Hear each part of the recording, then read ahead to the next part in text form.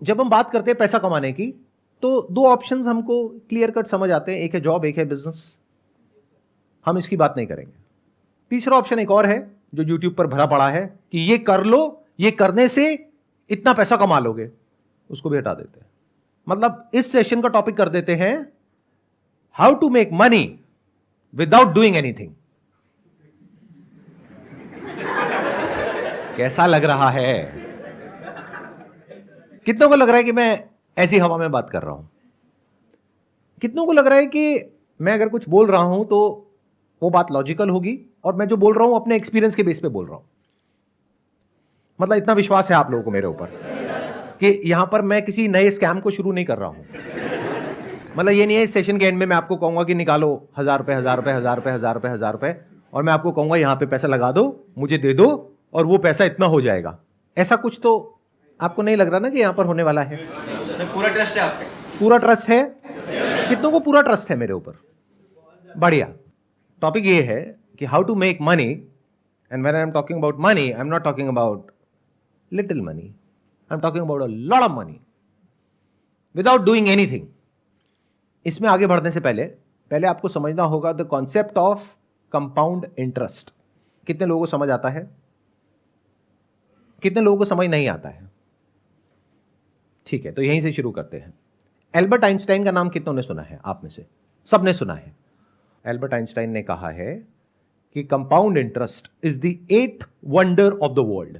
7 wonders हमको पता है, तो 8वां जो अजूबा है वो है कंपाउंड इंटरेस्ट। जिसको इसकी नॉलेज है वो इतना अमीर हो सकता है जिसकी कोई हद नहीं है, और जिसको इसकी नॉलेज नहीं है वो इतना गरीब हो सकता है उसकी भी कोई हद नहीं है। और 99% लोगों को अगर इसकी नॉलेज है भी तो ऊपर ऊपर लेवल पर है। जिन्होंने हाथ अभी ऊपर भी किया था ना, उनको भी बहुत बेसिक सी नॉलेज है, डीपली नहीं समझते हैं।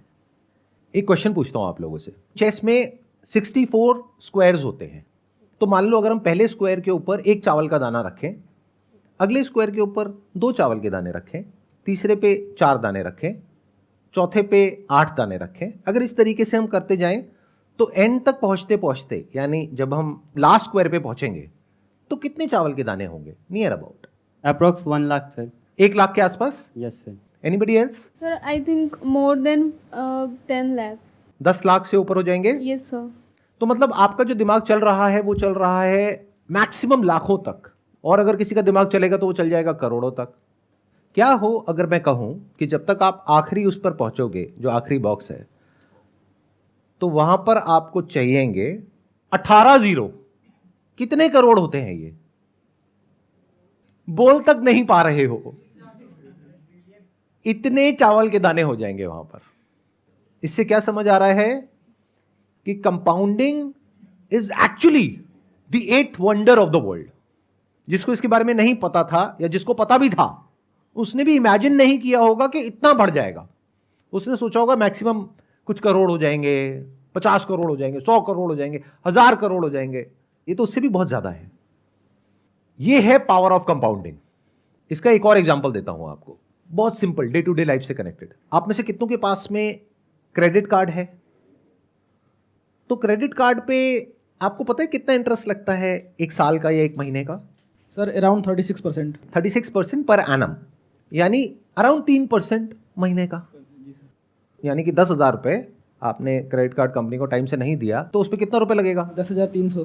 300 रुपए सुनने में बड़ा लगता है तो बहुत छोटा लगता है। अरे 300 रुपए से क्या फर्क पड़ता है? क्रेडिट कार्ड कंपनी बोलती नहीं है कि इसको ईएमआई में ब्रेक कर दो, बट उसमें कितना एक्स्ट्रा लगेगा? सिर्फ 300 रुपए। तो आप कहोगे अच्छा 300 रुपए तो है। इसका मतलब क्या है? आप कंपाउंडिंग को नहीं समझते हो। और नहीं समझते हो तो अभी मैंने क्या कहा था थोड़ी देर पहले कि जो कंपाउंडिंग को नहीं समझता है वो इतना गरीब हो सकता है जिसकी कोई हद नहीं है, और जो समझता है वो इतना अमीर हो सकता है जिसकी कोई हद नहीं है। तो आप अमीर होना तो चाहते हो, लेकिन क्योंकि आप इसको नहीं समझते हो तो आपके जो सारे एक्शंस हैं वो आपको गरीबी की तरफ ले जाएंगे। आप कहोगे 3% ही तो है, क्या फर्क पड़ता है? तो महीने का 3% मतलब साल का कितना हो गया? 36%। ऐसा आपको लग रहा है क्योंकि आप कंपाउंडिंग को नहीं समझते हो। क्योंकि जो 3% आप नहीं भरोगे इस महीने, उसके अगले महीने उस 3% पे भी 3% लगेगा। तो साल के एंड में अगर आप कैलकुलेट करोगे तो वो 36% नहीं है, वो 50% से भी ऊपर है। Do you know what that means? Bank में अगर आप अपना पैसा रखते हो तो कितना इंटरेस्ट मिलता है? 6-7%। यहां कितना दे रहे हो? 50%। तो अमीर कैसे हो गए अंकल आंटी? बहुत सारे लोगों के पास में, जिनके पास में क्रेडिट कार्ड होता है, मैंने देखा है, वो क्या करते हैं, वो ये नहीं देखते कि अमाउंट कितना ड्यू है, वो देखते हैं मिनिमम अमाउंट ड्यू कितना है। अच्छा मिनिमम इतना है, चलो ये पे कर देता हूं, बाकी का क्या हुआ, उस पर इंटरेस्ट लगेगा। इसमें क्रेडिट कार्ड कंपनी का तो बहुत बड़ा फायदा है और आपका बहुत बड़ा नुकसान है। तो इस सेशन से पहली चीज जो आपको सीखनी है, जो मैं बोल तो रहा हूं लेकिन मुझे पता है कि आप नहीं सीखोगे, वो ये है कि कभी भी जो आपको ईएमआई पे करनी है उसको डिले मत करो। क्योंकि अभी अगर आपने ये सोचा कि 10,000 के ऊपर 300 रुपए है, तो कल आप ऐसे ही सोचोगे कि 1 लाख के ऊपर 3,000 रुपए तो है। तो अगर आपको मेरी ये बात समझ आ गई है तो ये आपको बचाएगा गरीब होने से। अब दूसरे एस्पेक्ट पे आते हैं कि अमीर कैसे होते हैं इस फंडे को यूज करके। सबसे पहला स्टेप है, अगर आज आपकी एज है 20-22 साल, तो आपको क्या करना है, जो कर रहे हो वो ही करो, उसको अच्छे से करो, यानी कि पढ़ाई लिखाई। मान करके चलते हैं 25 साल की एज तक आते आते आपकी कहीं पर अच्छी जगह पर जॉब लग जाती है, क्योंकि आपने अच्छे से तैयारी करी है उस जॉब के लिए। ये हो गया जॉब सेगमेंट। दूसरा हो गया कि आपने 20 साल की एज से अपना कुछ करने की कोशिश करी, यानी कि बिजनेस। उसमें से 10 में से 9 फेल हो गए, लेकिन 25 साल की एज तक पहुंचते पहुंचते एक बिजनेस एक स्टेबल पोजीशन में आ गया है, जहां से आपको महीने का लाख रुपए आ रहा है। तो चाहे जॉब के रास्ते से चाहे बिजनेस के रास्ते से, मैं मान करके चलता हूं कि 25 साल की एज तक आपको महीने का लाख रुपए आ रहा है। बट क्या लाख रुपए महीना आपको बहुत अमीर बना देगा? क्या इस सच को देख पा रहे हो? आई एम नॉट श्योर कितने लोग देख पा रहे हैं, क्योंकि इन्फ्लेशन बहुत तेजी से बढ़ रहा है। 5 साल बाद जो आप लाख रुपए महीने का कमाओगे, उस टाइम उसकी वैल्यू आज के हिसाब से अंदाजा 50-60 हजार रुपए होगी। तो बहुत ज्यादा नहीं है। अभी सुनने में आपको लग रहा होगा लाख रुपए महीना, बट बहुत बड़ा नहीं है। तो अगर आप इसको अचीव कर लेते हो, तब हम नेक्स्ट स्टेप पे जा सकते हैं। यानी क्या, 25 साल की एज में आपने लाख रुपए महीना कमाना शुरू किया, यानी साल का कितना कमाया? 12 लाख रुपए। 5 साल में कितना कमाया? 60 लाख। 40 लाख आपका खर्चा हो गया, 20 लाख आपने बचाया। वो भी अगर बहुत सेंसिबली आपने अपने खर्चों को कंट्रोल किया तब। अगर बेवकूफों की तरह किया तो कुछ नहीं बचने वाला, उल्टा उस वक्त आप कर्जे में हो गए। लेकिन अगर तरीके से जिया, सेंसिबली जिया, बिना अपने आसपास में लोगों को देखे कि वो क्या कर रहे हैं, बल्कि इस गोल के साथ में कि मेरे पास में 30 साल की एज में 20 लाख की सेविंग होनी चाहिए, क्या ये रियलिस्टिक है? या आप कहते हो नहीं, इतना भी नहीं हो सकता है? अगर इतना भी नहीं हो सकता है तो पहले इसको पॉसिबल करो, फिर बारी आएगी कि how to make money without doing anything.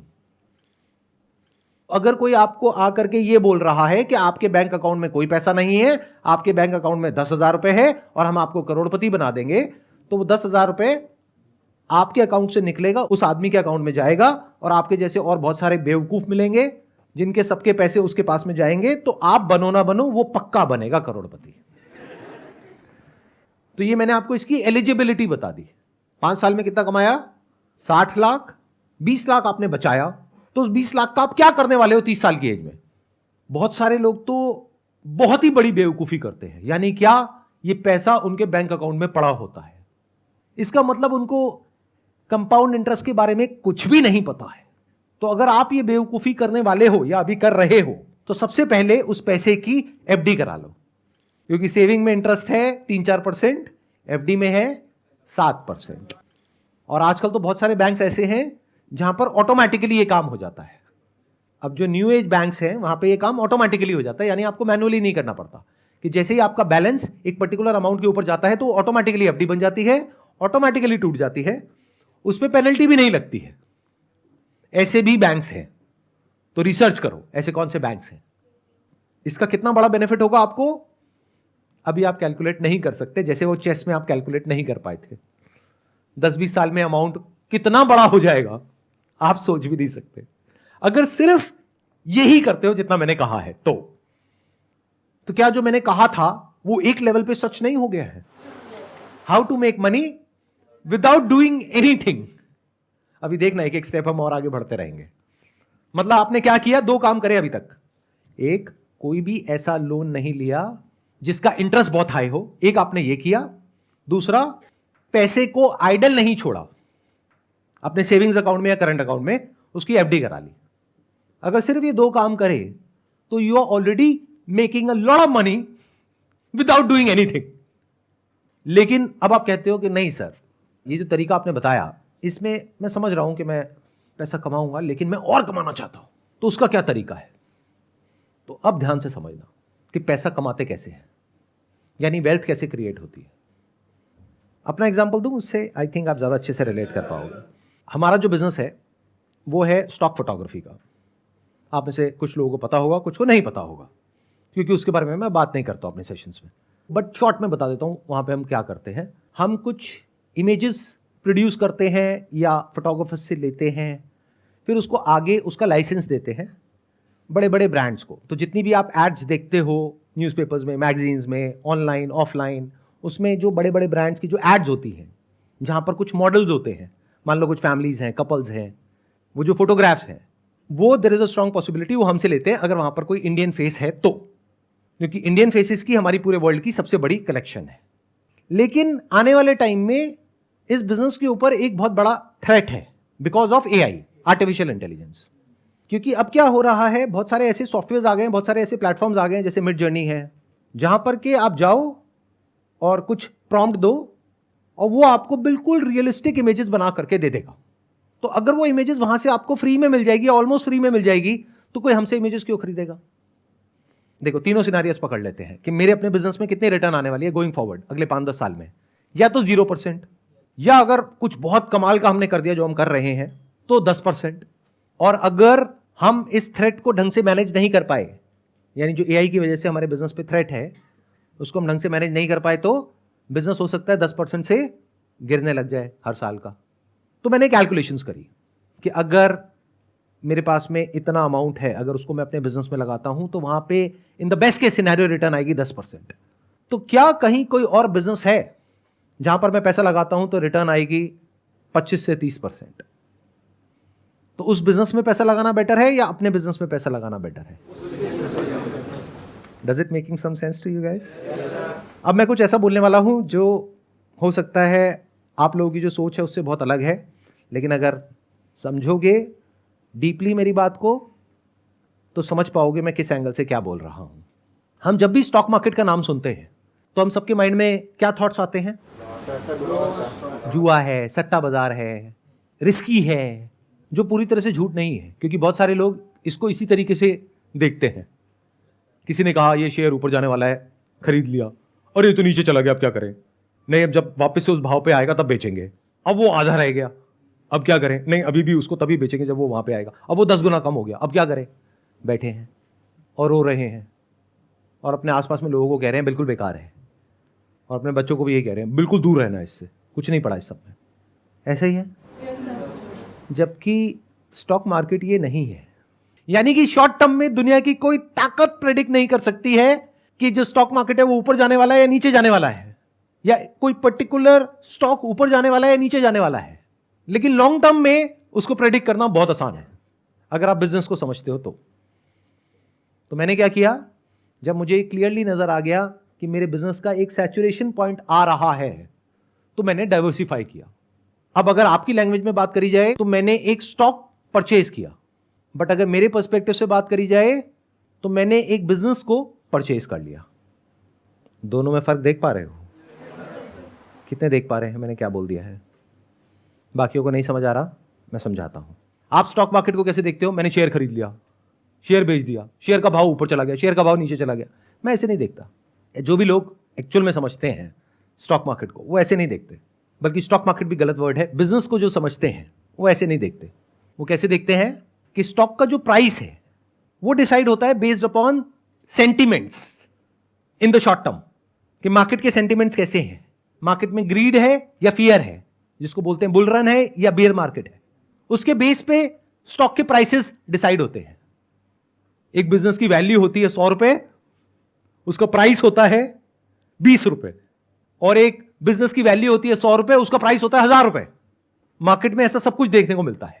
तो अगर ये बात आपको समझ आ रही है तो प्राइस को देखोगे सिर्फ इस पॉइंट ऑफ व्यू से कि जो उस बिजनेस की एक्चुअल में वैल्यू है उससे मुझे सस्ता मिल रहा है या उससे महंगा मिल रहा है। बट रोज बैठ करके ये नहीं देखोगे आज ऊपर चला गया तो मैं खुश हो रहा हूं, नीचे चला गया तो दुखी हो रहा हूं। जैसे अगर आप अपना कोई बिजनेस भी करते हो तो उसको क्या सोच करके करते हो कि आज मैंने बिजनेस शुरू किया, अरे ये बिजनेस तो बढ़िया है, अरे ये बिजनेस तो बुरा है, ऐसे करते हो? या बिजनेस में एक विजन होती है कि 1 साल बाद क्या होने वाला है, 2 साल बाद क्या होने वाला है, 5 साल बाद क्या होने वाला है, 10 साल बाद क्या होने वाला है। तो ये देखना आपको आना चाहिए। अब ये कैसे आएगा? एक बुक है बेंजामिन ग्राम की, which is the intelligent investor, उसको पढ़ो। उससे क्या होगा, आपको बेसिक्स समझ आएंगे स्टॉक मार्केट होता क्या है। उसके अलावा एंटरप्रेन्योरशिप के ऊपर बहुत सारी बुक्स है, वो पढ़ो। अगर आप जॉब कर रहे हो तब भी, क्योंकि आपको बिजनेस समझ आना चाहिए। अगर आपको समझ आ रहा है कि बिजनेस क्या है और स्टॉक मार्केट क्या है और लॉन्ग टर्म इन्वेस्टिंग क्या होती है, कंपाउंडिंग क्या होती है, तो स्टॉक मार्केट आपके लिए एक जरिया है या तो एक नया बिजनेस करने का, या जो अपना बिजनेस कर रहे हो उसके अलावा एक और बिजनेस में डाइवर्सिफाई करने का, जो मैंने किया। यानी आज से 6 महीने पहले मैंने क्या किया, पूरे स्टॉक मार्केट को देखा, यानी इंडियन स्टॉक मार्केट। फिर उसमें से फाइनली ढूंढ करके, मेरे 100 पैरामीटर्स हैं, उसमें मैंने देखा कितनों पे टिक हो रहा है। किसी बिजनेस में 50 पे टिक हो रहा है, 50 पे नहीं हो रहा है, किसी में सिर्फ 10 पे टिक हो रहा है। फाइनली एक ऐसा बिजनेस मिला जिसमें 100 में से 99 पे टिक हो गया है। इससे बेटर अभी तक मुझे और कुछ नहीं मिला है। तो उस बिजनेस में मैंने एक काफी अच्छा स्टेक ले लिया आज से 6 महीने पहले। आज की डेट में मेरे 2 बिजनेस हैं, एक मैं मालिक हूं इमेजेस बाजार का और एक मैं मालिक हूं एक बैंक का।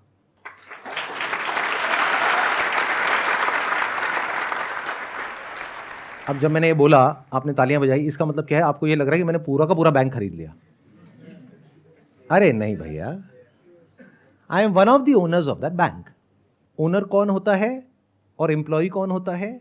जो उस बैंक का मैनेजमेंट है वो एम्प्लॉइज हैं, जो उस बैंक का सीईओ है वो एम्प्लॉय है उस बैंक का, उसको सैलरी मिलती है। बट मालिक कौन है? Shareholder is the owner.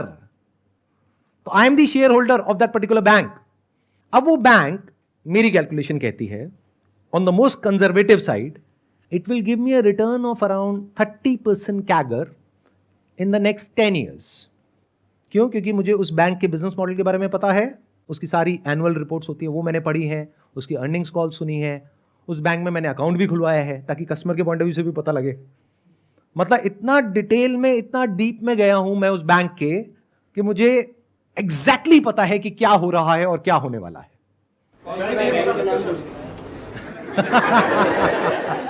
Sir एक काम करो ना सर, बैंक का नाम ही बता दो। बिल्कुल नहीं बताने वाला। क्यों? क्योंकि अगर मैं ये बताता हूं तो 2 वजह है ना बताने की। एक, लीगली ये बताना ठीक नहीं है from the regulation point of view, कि मैं ऐसे अगर आता हूं और आकर के आपको बताता हूं तो वो एक तरह से सलाह हो गई।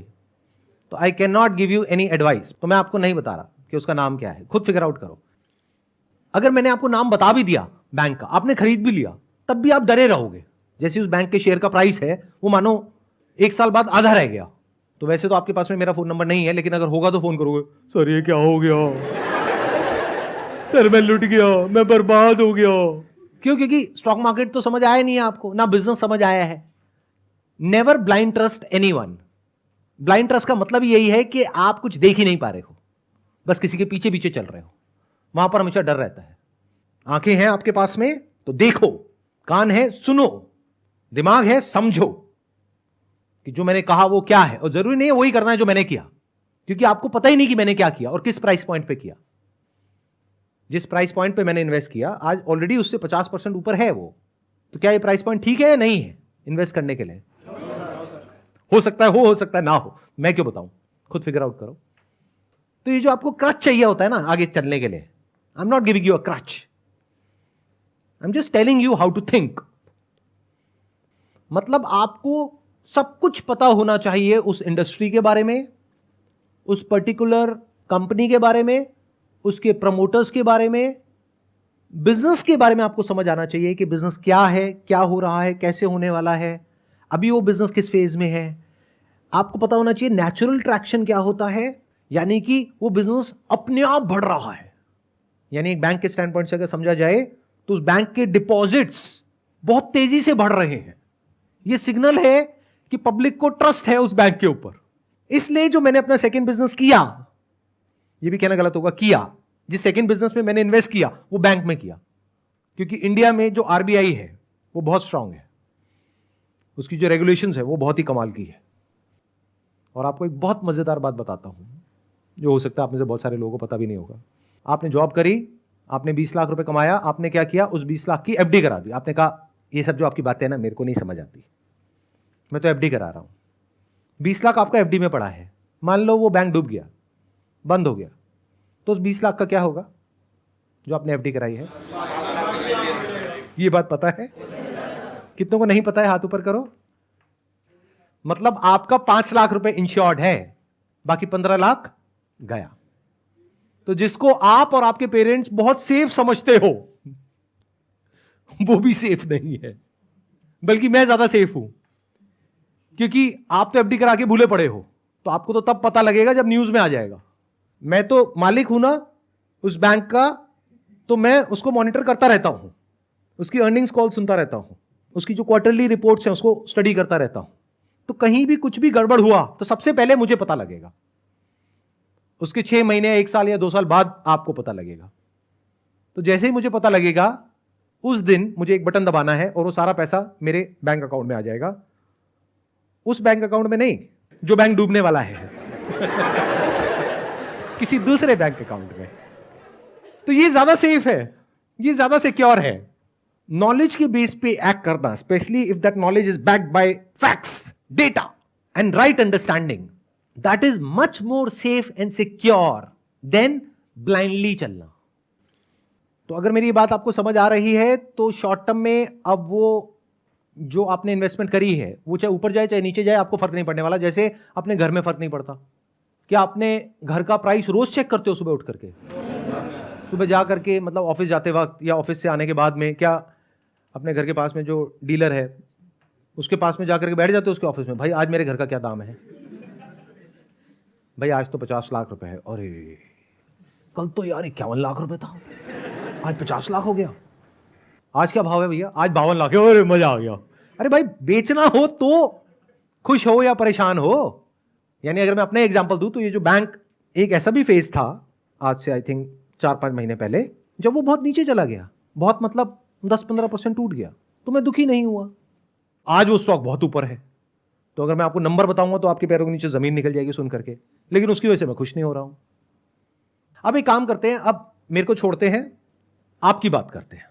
यानी 30 साल की उम्र में आपके पास में 20 लाख रुपए है, उसमें से 10 लाख रुपए आपने अपने पास में रखा, जिससे कि अगर कभी कोई प्रॉब्लम आ जाए एकदम से तो आपके पास में इतना पैसा होना चाहिए इमीडिएटली। बचा 10 लाख रुपए, तो 10 लाख रुपए को आपने इन्वेस्ट करा। अगर मेरे स्टैंड पॉइंट से देखोगे तो ये टाइम अच्छा है बैंक में इन्वेस्ट करने के लिए, क्योंकि अगर इंडिया की इकोनॉमी को ग्रो करना है तो बैंकिंग सिस्टम को तो ग्रो करना ही पड़ेगा। तो अगर आप इंडिया की जो ग्रोथ स्टोरी है उस पर आपका विश्वास है तो बैंकिंग सेक्टर तो ग्रो करेगा ही, बिना उसके जो इंडियन इकोनॉमी है वो ग्रो नहीं कर सकती। India is one of the fastest growing economies in the world. तो for India to grow in the next 10 years, 20 years, banking system has to grow.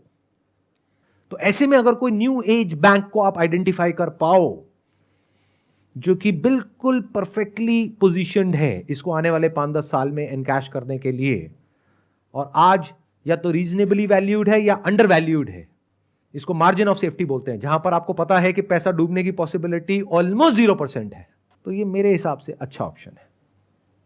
अगर 30% से आपका पैसा ग्रो कर रहा है ईयर ऑन ईयर, तो ये 10 लाख कितना हो जाएगा? Near about 14 times. प्लस जो आप काम कर रहे हो वहां से आपने 10 साल में कितना कमाया लाख रुपए महीने के हिसाब से? 1 करोड़ 20 लाख। और यहां से कितना कमाया? 1 करोड़ 40 लाख। उसमें से 10 लाख हटा दो जो आपने इन्वेस्ट किया, 1 करोड़ 30 लाख। इसके लिए आपने क्या किया? लेकिन किसी ने तो कुछ किया होगा तभी तो पैसा आया। किसने किया? उस कंपनी के मैनेजमेंट ने किया। अब बैंक बैंक मत बोलो बार बार, कहीं आप सारे जाकर के बैंक में पैसा लगा दो और पैसा डूब जाए और मेरे पास में आओ, सर ये क्या कर दिया आपने सर। कंपनी का जो मैनेजमेंट है उसने किया, उन्होंने जो काम किया उसके लिए उनको क्या मिला? सैलरी। बट आपको क्या मिला? प्रॉफिट। और प्रॉफिट हमेशा सैलरी से ज्यादा होता है अगर बिजनेस बढ़िया चल रहा है तो। इसका एक प्रैक्टिकल एग्जांपल दूं? आप में से कितने हैं जिन्होंने बजाज फाइनेंस नाम की कंपनी का नाम सुना है? अभी उसका मार्केट प्राइस क्या है? Any idea? जो स्टॉक मार्केट को ट्रैक करते हो। 7,000 नियर अबाउट 7,000। आज से 10 साल पहले कितना था? यानी अभी ये 2023 चल रहा है, तो 2013 में कितने का था वो? नियर अबाउट 100 रुपए। तो 10 साल में कितना हो गया? 70 टाइम्स। 20 साल पहले कितने का था? 7 रुपए का। तो 20 साल में कितना गुना हो गया? 1000 गुना। अब ये सब सुनने में बहुत अच्छा लगता है, बट अगर आपने ध्यान से मेरी बात सुनी है, मैं इस सब के बारे में बात नहीं कर रहा हूं। इस चक्कर में क्या होता है, बहुत सारे लोग जब स्टॉक मार्केट में घुसते हैं तो इन एक्सपेक्टेशंस के साथ घुसते हैं कि हमको अगला बजाज फाइनेंस ढूंढना है जो आज 7 रुपए का हो और वो आने वाले 20 साल बाद 7,000 का हो जाए। इस चक्कर में उनका वो जो 7 रुपए है वो भी 70 पैसे रह जाता है 20 साल बाद। तो मैं इसकी बात कर ही नहीं रहा हूं, यानी मैं पेनी स्टॉक्स की बात नहीं कर रहा हूं, मैं स्मॉल कैप की बात नहीं कर रहा हूं। मैं कुछ हद तक वो बात कर रहा हूं जिस फेज में बजाज फाइनेंस आज से 10 साल पहले था, 20 साल पहले नहीं, क्योंकि वहां पर ये बता पाना कि 20 साल बाद ऐसा कुछ होने वाला है, that was next to impossible. But 10 साल पहले अगर किसी में एक रीजनेबल अमाउंट ऑफ अंडरस्टैंडिंग थी एनबीएफसी सेक्टर की, तो वो प्रेडिक्ट कर सकता था कि 10 साल बाद कुछ ऐसा होने वाला है। तो मैं बात कर रहा हूं उस वक्त वहां पर एंटर करो जब रिस्क कम हो और रिटर्न की पॉसिबिलिटी बहुत ज्यादा हो। मैंने क्या कहा? आपका पैसा 10 साल में कितना गुना हो जाएगा अगर 30% की रिटर्न आई तो? 14 टाइम्स। और बजाज फाइनेंस कितना हुआ पिछले 10 साल में? 70 गुना। तो मैं 70 गुने की बात ही नहीं कर रहा हूं, मैं ये 50% कैगर की बात नहीं कर रहा हूं, मैं 25-30% की बात कर रहा हूं।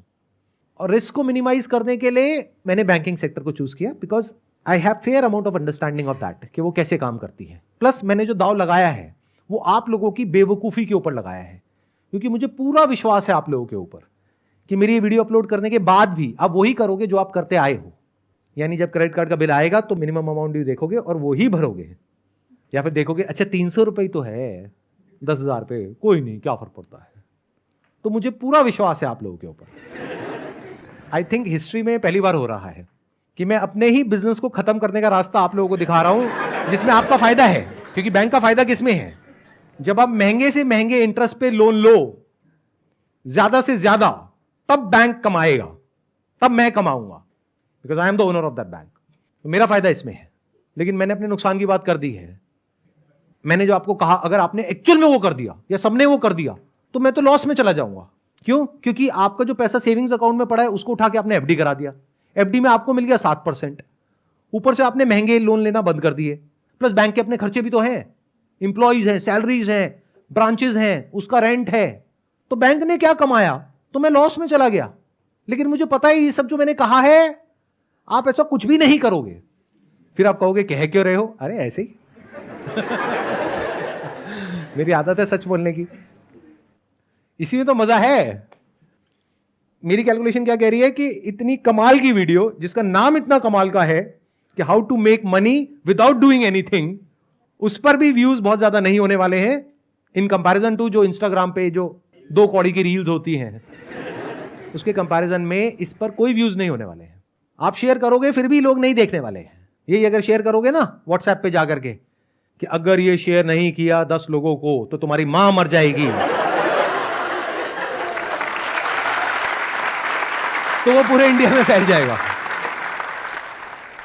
तो अब देखते हैं क्या होता है। 10 साल बाद मैं एक और वीडियो बनाऊंगा, इसका पार्ट 2, और आपको एग्जैक्ट बताऊंगा कि मैंने जो इन्वेस्टमेंट करी उसका कितना गुना हुआ। Thank you so much for coming, wish you all the best.